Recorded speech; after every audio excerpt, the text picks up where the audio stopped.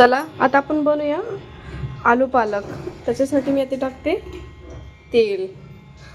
मी अगोदर बटाटा आणि पालक उकडून घेतलेला आहे. याच्यात मी टाकते थोडंसं जिरं. तेल उकडू देते थोडंसं. त्याच्यात टाकते मी थोडंसं जिरं. त्याच्यात टाकणार आहे मी तेजपत्ता थोडासा आणि टाकते लसूण टेचून टाकते, जेणेकरून त्याचा थोडासा स्वाद हे होईल.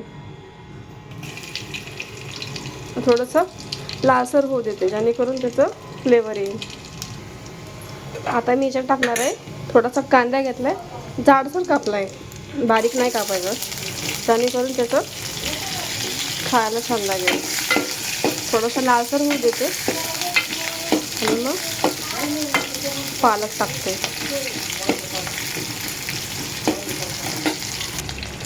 आता आपला कांदा लालसर झालाय छान.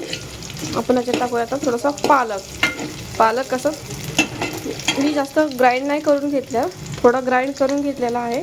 बाकीचं मी टाकायला ठेवलं, वरून टाकायला मी टाकते त्याच्यात पालक.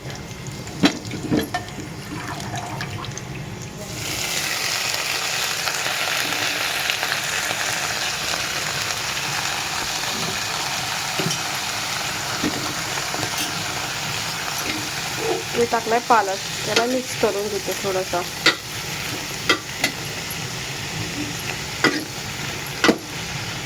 त्याला पाणी सुटेल तोपर्यंत आपण त्याला पाणी आटवून घेऊया थोडं. आता मी इथे टाकते उकडलेला बटाटा.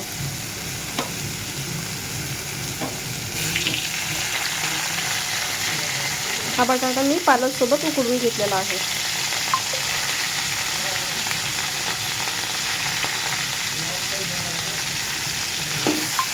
छानपैकी मिक्स करून घ्यायचं.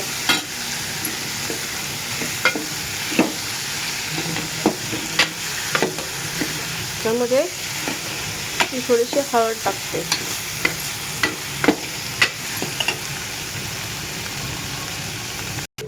आता आपण याच्यात टाकूया लाल तिखट थोडासा. मी अगोदरच थोडासा लाल तिखट टाकून घेऊया, जेणेकरून त्याला फ्लेवर येईल.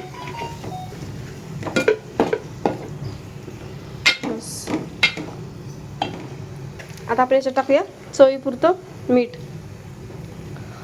हे झालं मीठ.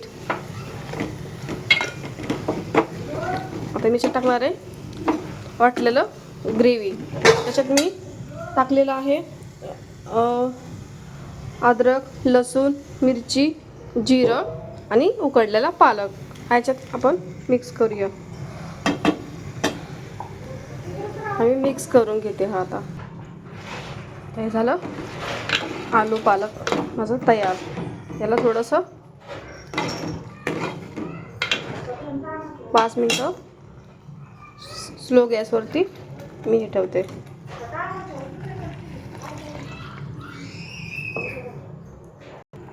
आता आपला हा झाला आलू पालक तयार. आपण हा राईससोबत पण खाऊ शकतो, चपातीसोबत पण खाऊ शकतो आणि भाकरीसोबत पण खाऊ शकतो.